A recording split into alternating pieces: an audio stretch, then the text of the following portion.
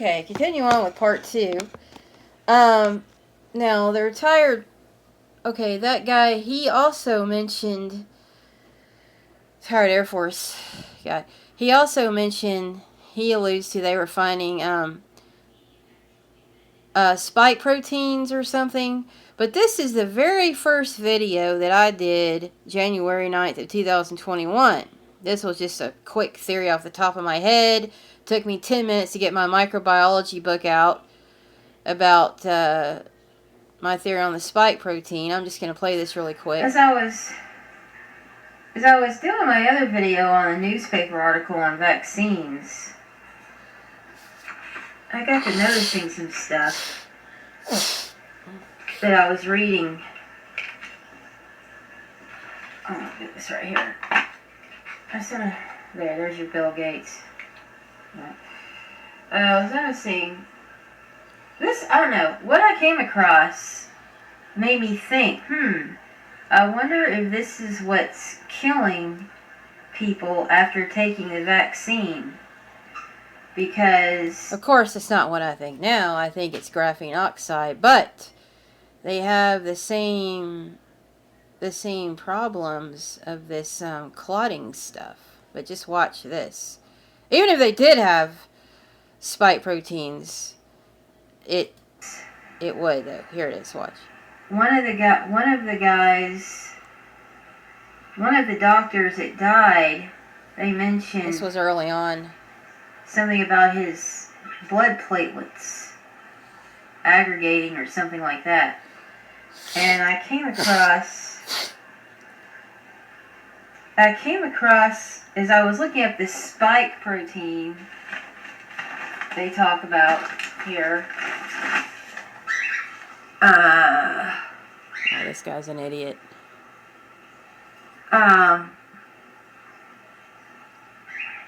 Okay, so, yeah. As for how vaccines work, Vosio said messenger RNA prompts the body to produce a spike protein, which in turn produces new antibodies. I made the correction in my video about how I don't think these experts are real experts. That the body doesn't produce spike proteins, the dang virus does. You know, the virus does. Here's what it looks like, right here. There's a virus, and HA, hemagglutinin, peplimer. Right there, those are the spike proteins. They're not on every virus, they're on some of them. Oh, sorry. Yeah. Just the outer rim. Okay. Anyways, I came across this thing about the spike proteins producing... Okay, let's go to this page right here. And here you have another photograph. Your spike proteins. Okay, let's just read this real quick.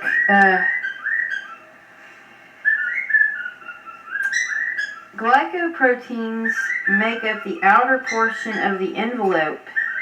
Glycoproteins, and they often appear as spikes, also called peplimers. In the electron microscope, the protein components of the glycoprotein are viral in origin, but the carbohydrate components, as well as the lipid molecules, are derived from the host cell. The protein components of the envelope can have a variety of functions. The spikes on the influenza virus, for example, are of two types. Okay, here we go. There are two types. A and B. One is an enzyme called neuraminidase, and the other is hemagglutinin. Neuraminidase removes N-acetylneuramic acid from the polysaccharide found on the surface of mammalian cells. But let's get down to this. It's the one called hemagglutinin I'm about to get to. Functions only for the attachment and spread of virus on epithelial cells, also as a means of intracellular release from... Okay, here's the part. Hemagglutinin bind to red blood cells and cause them to form aggregates. That is, they become agglutinated. Not all envelope viruses possess spikes, but those that do appear to have a built-in mechanism for attaching to host tissue. Okay, I'll read you something else. Here. That book away. Let's go over to this page. No, sorry, this page. Okay, right here. Right here. Right here. One type of glycoprotein spike found on viruses is called hemagglutinin. Hemagglutinin is able to agglutinate red blood cells and is found on influenza viruses. Okay, right there. So that was my first theory. But I don't think that's what... I don't even think they have any spike proteins in the vaccines, to be honest with you. But then who would know what's in there? Because, well, we know what's in there now because people have isolated graphene oxide. But, you know, they had blank inserts. I mean, not FDA, never FDA approved. You know, violating Nuremberg laws by making people take an experimental vaccine, on and on. But, on the graphene oxide, I'll show you this, is, like I said, a carboxylic acid. Okay. Carboxylic acids are weak acids. They have a sour taste. Lemons, a citric, apples, malic. Carboxylic acids contain a carbon double bond with oxygen, but all have the formula RC, carbon, double bond to oxygen, OH group. Carboxyl, because it has a carbonyl and a hydroxyl. It has high boiling points due to the hydrogen bonds. You know, water soluble. Tend to react with many bases. And then out of my book over here, right here, organic chemistry, general organic and biochemistry by Betlem and March. We've got, oops, I'm sorry. Go to carbon. Okay, right here. Properties of carboxylic acids. They react with a base. Now these are attached to the graphene oxide.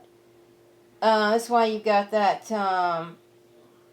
you know, this structure and not the flat structure. When they react with a base. The acid is converted to the carboxylic ion, RCOO minus. Negative ions, of course, do not exist by themselves. There must be a positive ion present also. Like in salt, you've got sodium with the extra electron in the valence with chlorine that takes an electron, and they're attracted by electrostatic forces. As we learned in Chapter 8, the combination of a negative and a positive ion is called a salt. And the reaction of a carboxylic acid with a base always produces a salt. And they can be isolated as pure compounds by evaporating the water, blah, blah. Okay. So, now, out of the article that I broke down, this article right here, Toxicity of Graphene Family Nanoparticles, a general review of the origins and mechanisms, which I'm going to get to, which will probably be part 3 of this. This is some really good stuff. You want to tune in to that. But I'll skip over for right now, where I'm trying to identify what I think those clots are. Oops, I'm sorry. It's in my charge. Graphene oxide particles cause changes in lysis, leading to high hemolysis. Red blood cell membrane disruption is probably... So, it causes red blood cells to get destroyed. And they're saying red blood cell membrane disruption is probably attributed to the strong electrostatic forces between the negative charge of the oxygen groups, the carboxyl groups on the graphene oxide, and the positive charge of the phosphatidylcholine lipids on the outside of the red blood cells. Alright, let me show you that really quick. This right here is phosphatidylcholine. It's a lipid. Lipids are long molecules here with the positively charged nitrogen group. Okay. Now, you've got... Oh, sorry. Whoops. I'm sorry. Let's go back over here to this one. You've got... I'm sorry. Let me get over here. Here we go. Sodium atoms still need to lose 1 electron each for the reasons said above. Oxygen atoms need to gain 2 electrons. Oxygen gains 2 electrons because you've got here's oxygen right here. We have our oxygen. We can see this. Oxygen has 2 unpaired electrons in its outer 2p shell. That's why it never exists. It always exists as O2 because it's always sharing the 2 electrons. That's its stable state. Now, we've got oxygen atoms need to gain 2 electrons, and sodium, so we need 2 sodium atoms for each oxygen. Okay? Alright? And these are electrostatic forces in the ionic bond. And we get what? Sodium oxide. Now, I don't know, because we're talking about, now what we're talking about is the graphene oxide reactive groups, carboxyl groups attached to this is the membrane of the outer membrane of the red blood cell, not to mention the other membranes that they react to, like that guy said, proteins, to get some kind of sodium oxide. Now you look this one up. Okay, let's look it up. It is a chemical compound. It is used in ceramics and glasses. It is a white solid. It's rarely encountered. Okay, white. And that guy said those are white clots that have, he said that they were finding a lot of fibrin. Okay, he said that they were finding fibrin. People that tested just the white clots. Sorry. I'm going to get back over here to this. That they were finding, hold on a sec. Here we go. White, I'm sorry. They were finding fibrin. Okay, well, let's look up in organic chemistry. Oh, you can see this. Organic chemistry book, page, by Bedelheim and March. Page, let's go to the red blood cells. Now, we've got, okay. Whoops, I had this underlined too. Hold on a second. Let me see. We've got fibrin. Here's a red blood cell. The red blood cells have fibrin molecules in them, components of a blood clot. Okay. And of course you've got platelets involved. They also said they were finding platelets. Okay? Platelets. When a blood vessel, here we go. When a blood vessel is cut or injured, the bleeding is controlled by a third type of cellular elements, the platelets or thrombocytes. They are formed in the bone marrow and spleen and are more numerous than leukocytes. Okay. But we've got a diagram here of, fibrin. So I'm just wondering, this hard substance they're talking about, no, not that one, sodium, well, I'm sorry, right here, something to do with that, something to do with that, but let's, you know, it's just, you know, you might have, because you might have this, and of course you've got the long lipid molecule attached to it, you know, some big, you know, big structure like that. Graphene. So let's move on now and go over this, let's go over this article. This is very good article. Dated 2016, so they were well aware of all these problems before that vaccine, which we know now has graphene oxide in it. Types of graphene. Graphene oxide, we already went over that. Graphene nanosheets, graphene nanoribbons.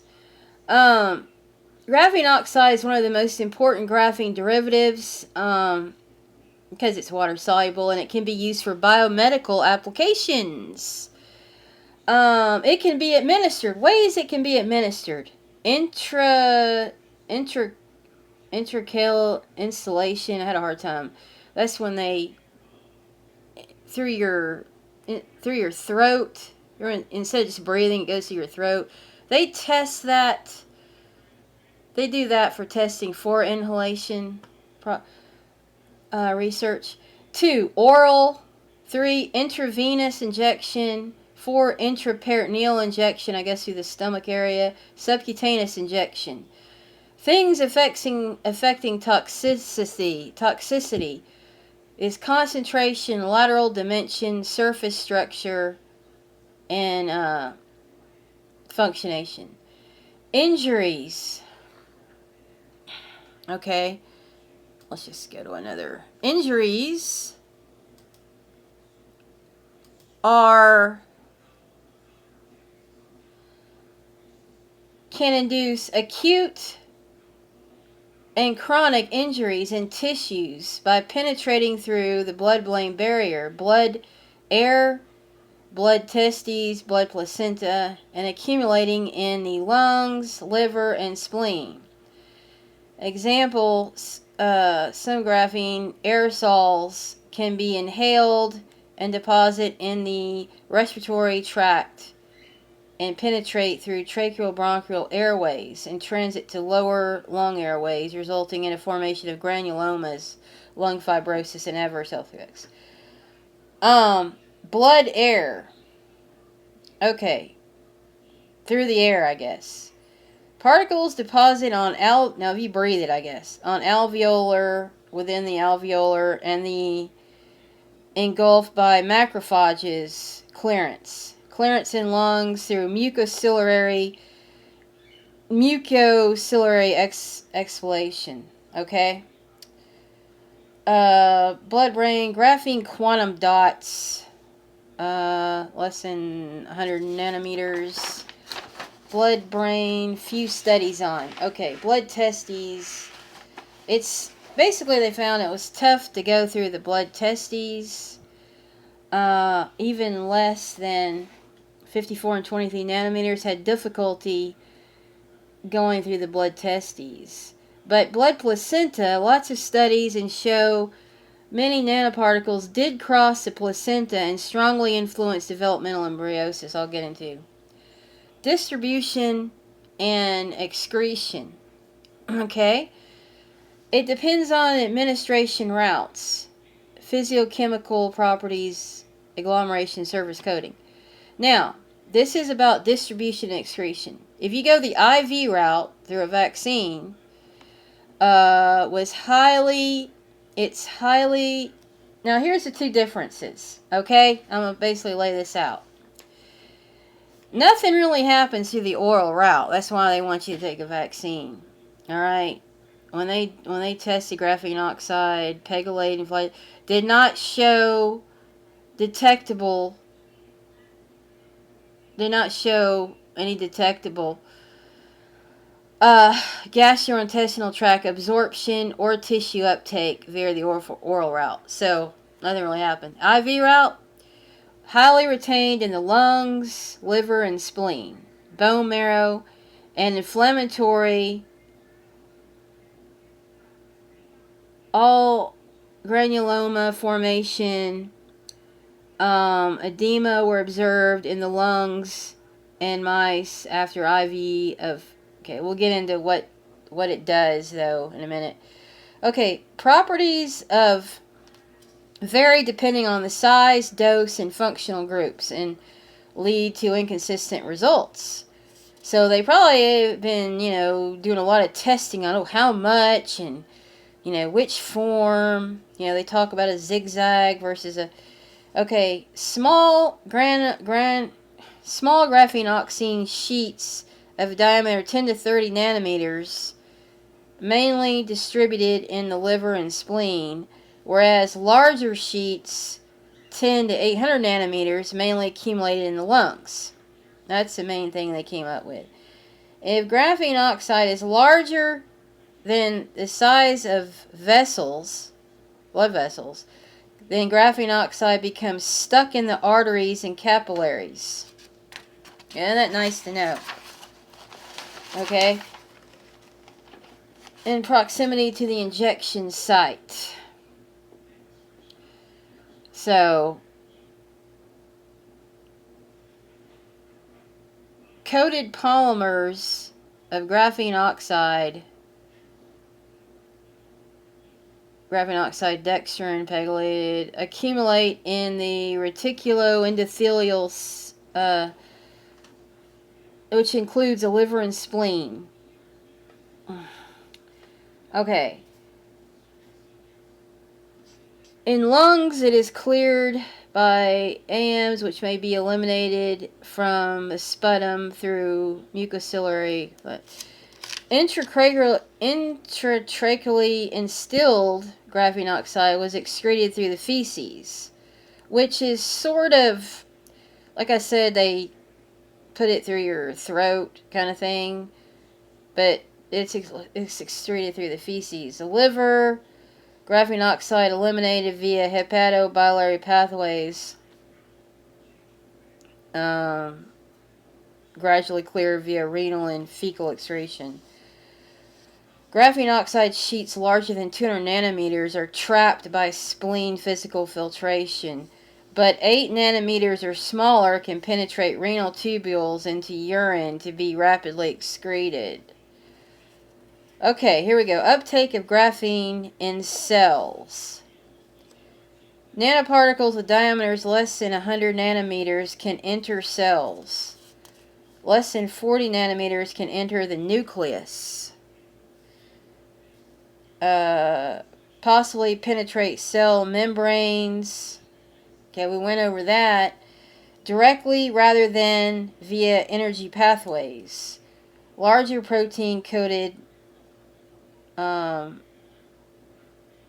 graphene oxide enter via phagocytosis. Smaller enter through mediated endocytosis. Graphene sheets could adhere to wrap around cell membranes and insert themselves in lipid bilayers or be internalized into the cell.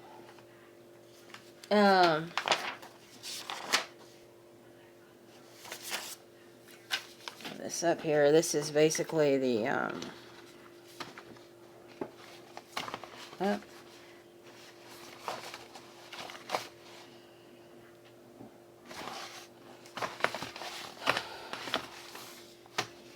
to the cell. I'm trying to get this to...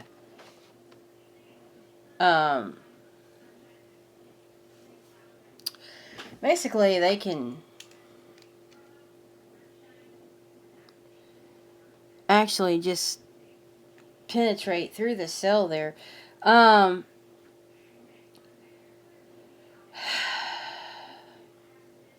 Lipid bilayer membranes. Okay. Results. Prolonged exposure to or high concentration of graphene induces physical or biological damage to the cell membrane and destabilization of actin filaments. Graphene oxide sheets interact with plasma protein sheets and are phagocytosized by macrophages. Now, those macrophages are those are the cleanup system. That's your immune system, and they like physically engulf things. So you've got macrophages going through different pathways, complement or mediated pathway. Macrophages undergo morphological changes upon contact with graphene oxide. Did you hear that? The macrophages, which are part of your immune system, undergo morphological changes upon contact with graphene oxide, cause depletion of the mitochondrial membrane potential by triggering apoptosis, which is cell death. Now, we're at 26 minutes, so I'm gonna end here and pick up with part 3 of this. We're gonna get into some pretty good stuff that goes hand in hand with what people... It goes hand in hand with the symptoms people have come down with from getting these vaccines. So...